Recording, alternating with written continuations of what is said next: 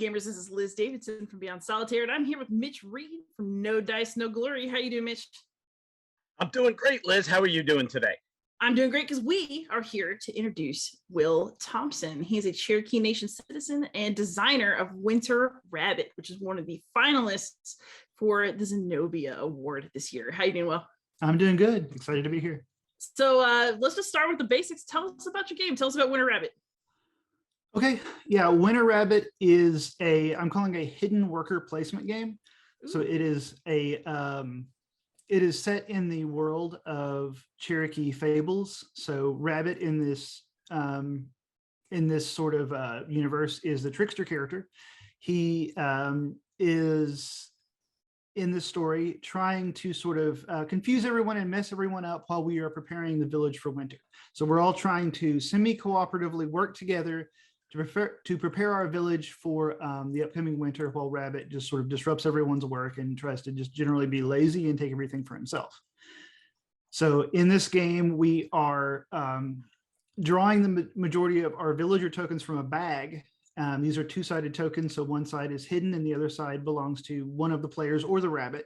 So you could be drawing somebody else's worker or your own. You place it on a resource gathering spot. Once enough spots are built or filled, because every type of resource requires multiple people working on it to generate that.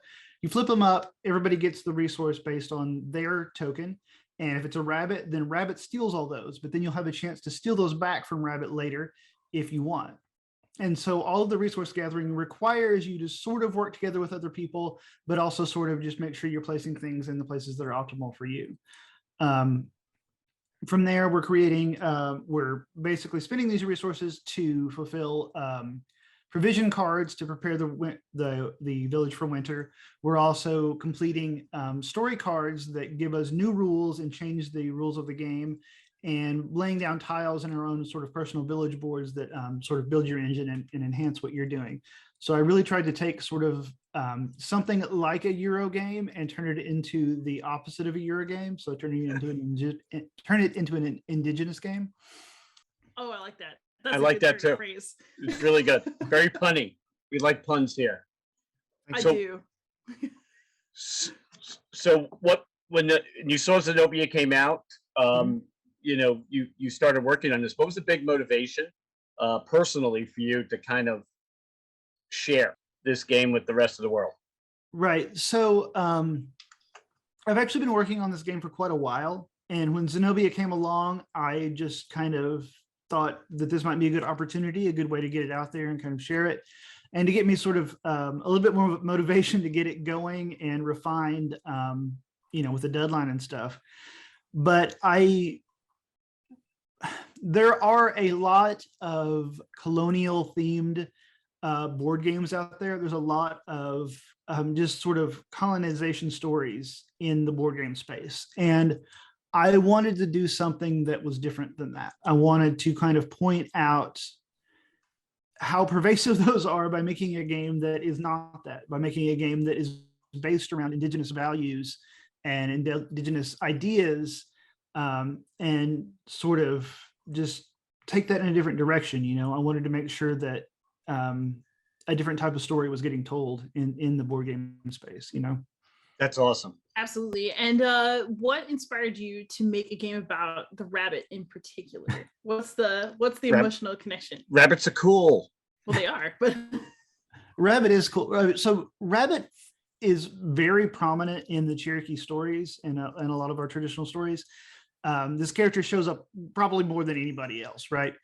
So I'm not exactly sure even where this idea came from, but I came up with this idea for this hidden worker placement game, and this idea of this rabbit character, which it's not like an AI character. It's not like somebody's playing Rabbit. It's a mechanism that's controlled by everyone. So really, if you're distracting each other and messing each other up, it's the other players doing it to themselves.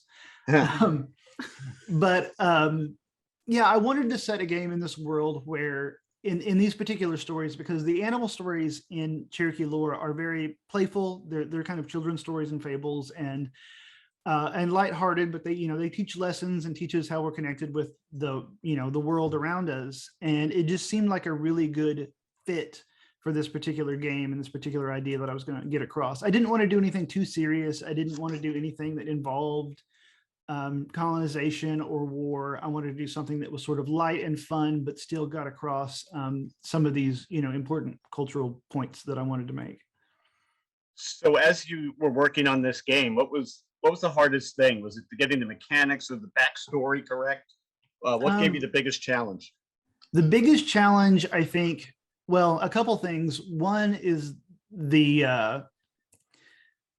it's got a lot of complexity to it, and trying to get that complexity down to work in a very simple, intuitive way was a challenge. In particular, I think the semi-cooperative aspect of it has been really hard, because semi-co-op games just are challenging. And so, Yes. Yeah, how that plays out in this game is that you need a certain amount of each of the 3 different types of provisions by the end of the game to say that the village is ready. And at that point, if the village is ready, whoever has the most points wins. If the village isn't ready, then essentially we're all losing as a group. And that is an interesting challenge, because, there's occasionally you get players who just want to sort of tank the game when they're behind, or, there's this tension between wanting to help everybody else and wanting to help yourself. And I think that's all really interesting. It was just really hard to kind of like hone that into something that worked. And I think you do still have to be like the kind of player who's willing to play a semi-cooperative game. If you're like a super hardcore competitive player, maybe it's not the best fit. It is so not the best fit for those type of people. And I lose a lot, so I'm not competitive. Me too. I lose my own games a lot, to be honest. That just means you're a good teacher. I hope so. So thinking about the Zenobia process, do you feel that it did give you the sort of kick that you needed to get your game into gear? And how much would you say that your game changed as a result of going through the process? So I think it did give me the kick that I needed. And I liked the process of starting with, showing the rule book, and then a prototype, and then refining that prototype. And those steps really kind of, and the feedback that I was given really kind of did push me. So that was all really useful. I think the biggest changes were bringing out the history and culture more. And so as I was doing this, I started having to really think about how each mechanic reflected the culture very specifically, and the history. And I added a lot to the rule book that explained sort of the theory and purpose behind everything that I was doing. So, knowing that I'm writing for an audience that probably knows next to nothing about Cherokee culture, I had to explain a lot of things in the rule book. So the rule book's got to come a long preface now about where that's coming from. It's got a lot of little sidebars explaining why certain mechanics are the way they are, and how those are reflective of the story that I'm trying to tell. So really making that all explicit was probably the biggest change. On top of that, there are a few things that I realized weren't quite reflecting that theme in the way that I'd hoped. So I added a few things, like I added a trade mechanic, and I refined some of the cards and things. And so a lot of refinement and explaining the process and purpose behind, the decisions I made. One of the things I've enjoyed about Zenobia being a judge and a mentor is not so much the slices of history that these games represent, but it's the cultural education I think a wider game audience is getting. And with a game like yours, do you feel that there's just not enough games that focus on the cultural aspects of history? I do, absolutely. So, I will say, where, as far, I haven't gotten to see or play all of the Zenobia games, but you will. But I will, and I absolutely want to. Yeah, I absolutely want to, because the ones I've seen are actually fantastic, and some really awesome, talented people. And I think one of the things that I've done different is make a game that isn't about a specific historical event, but was rather about a culture. And that is pretty rare, especially when you get outside of Europe. There's definitely certain things in there that talk about, European culture and stuff in certain ways. But especially when you're looking at Native American, North American, and, South American cultures in games, there are very few that are told from an accurate or from an, from the perspective of an indigenous designer. There's a few out there, but they are pretty rare. Could you name one or recommend one, or you don't have to? Yeah, no, I can name a couple. I know there's Nunami, which is made by a Inuit designer. There's Potlatch, which is made by a group of designers from the Pacific Northwest. There's a few others out there. Those are the two that I know off the top of my head, though. So I have sort of like a two-pronged question. So when you think about people playing your game in the future, what is the thing that you want fellow citizens of the Cherokee Nation to appreciate about the game and seeing it? And then what do you want people from outside to take away? Oh, that is a very good question. Okay, from outside the culture, I want people to see a game that reflects the Cherokee culture accurately. There are a lot of games out there that reflect, and a lot of media in general, I guess, that reflect, Cherokee culture and other indigenous nations very inaccurately. And I want to see just the humor and the heart and the feeling of it in a way that I see, and I hope that kind of gets out, that kind of breaks some stereotypes, but is also just a really fun game that takes the idea of a strategy game in a different direction. Inside the culture, I'm doing several things. I definitely want to, I'm including a lot of sources from published stories. I'm including, if I ever, when I get to the point of getting an artist to work on this, I'm adamant about getting a Cherokee illustrator to work on it. It's got to be, Cherokee art. If I end up self-publishing this thing, or if I have somebody else publish it, I'm going to insist that we release the rules in Cherokee as well as English.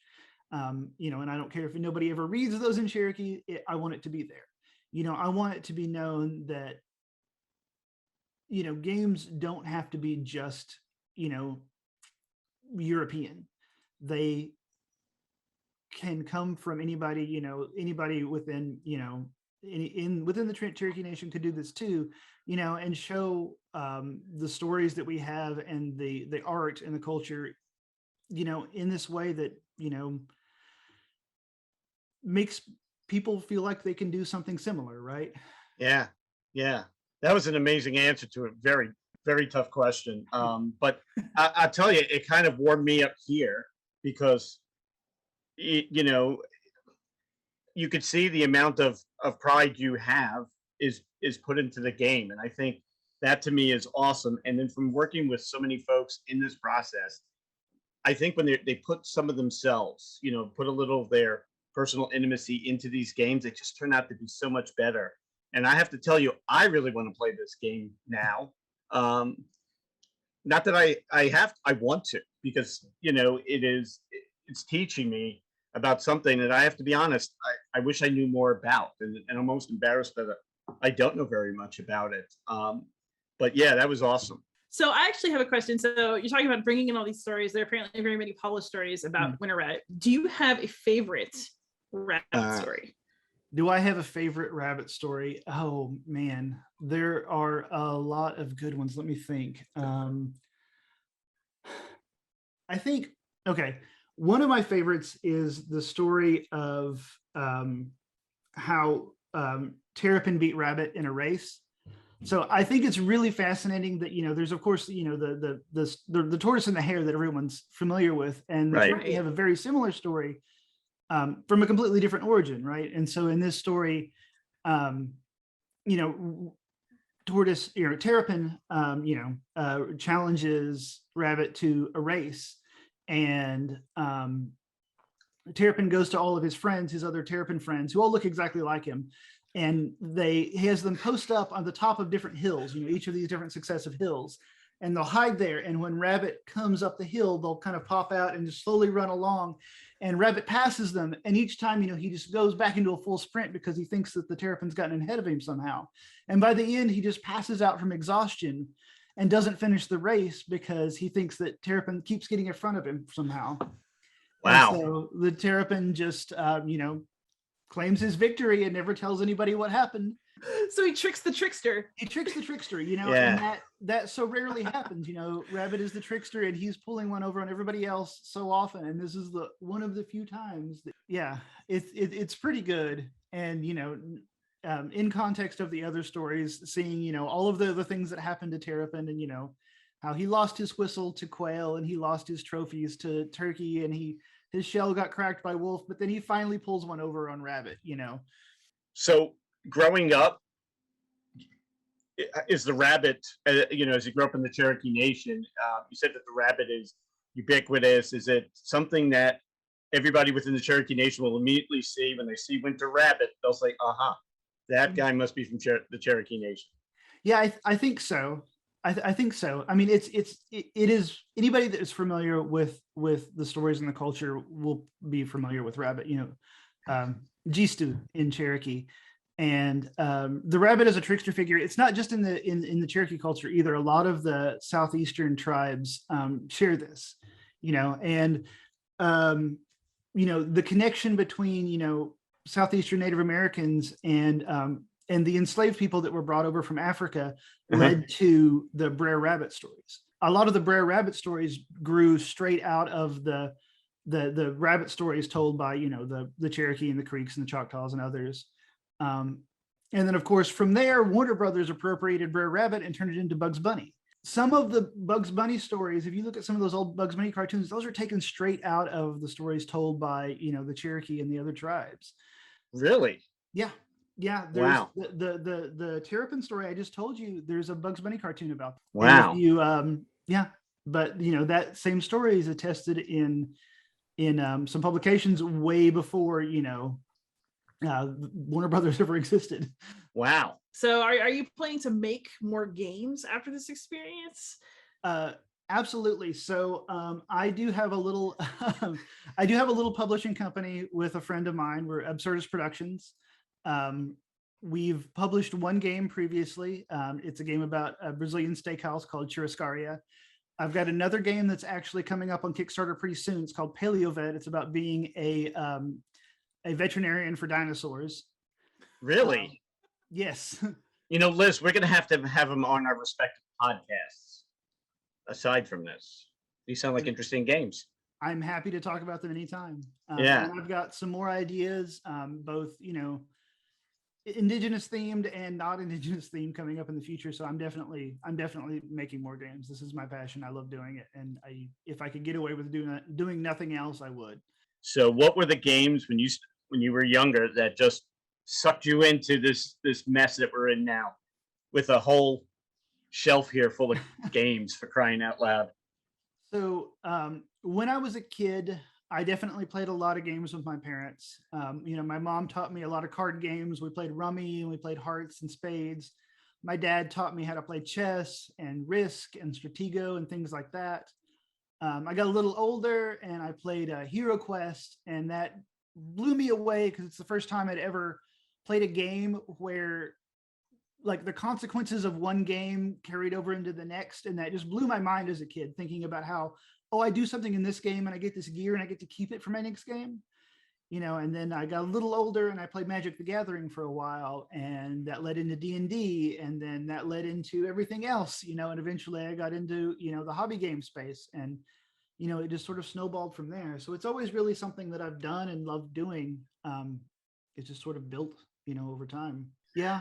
I think if I had to nail it down to one, it would have to be playing Dungeons and Dragons, because that's what got me together with my friends. It got me and my friends through, years and years of friendship. It kept us together. We're still friends today, even though we started playing in junior high. But are you still playing D&D now? Yeah. Occasionally. It's a little harder lately, especially with, most everybody being stuck at home. Yeah. But we do occasionally get together, and we try to keep it going, just as we're able. Awesome. So who was your mentor for I was going to ask. Zenobia Award? So yes, my mentor was Jason Matthews. I never heard of him before. Is he any good? Yeah, he I'm- made Twilight Struggle, which I'm joking. is pretty. Yeah, I think it's pretty well known. What was it like working with that guy? He knows a lot. He knows very specifically, like he gave me very specific directions on what to do to make my game viable for this competition. Like he was able to say, okay, these are the kinds of things that this competition's looking for, and these are the kinds of things that will do well for you that you need to add. So since I'm not like strictly a historical gamer, like I don't, I haven't been in the historical game space for long, mostly just in hobby games and things. He was able to kind of like bring me into that and what's involved with making my game more, I guess, more historical, more historicity, as I think is the word they use, which I'd never heard before joining this competition. Yeah, I think they made it up. Okay, well, I'm good with that. Yeah, he's a really good guy, and you couldn't ask for a better mentor because if your game does half as well as that one. How did you find the process overall? Would you recommend it to other people if they have Zenobia 2.0? I would definitely recommend it. I would say start early, as much as you can have a game design before you go into there. Of course I did, I've been working on this game for a while. If I had started from scratch, this would be really challenging. It would be, it would absolutely feel like a marathon.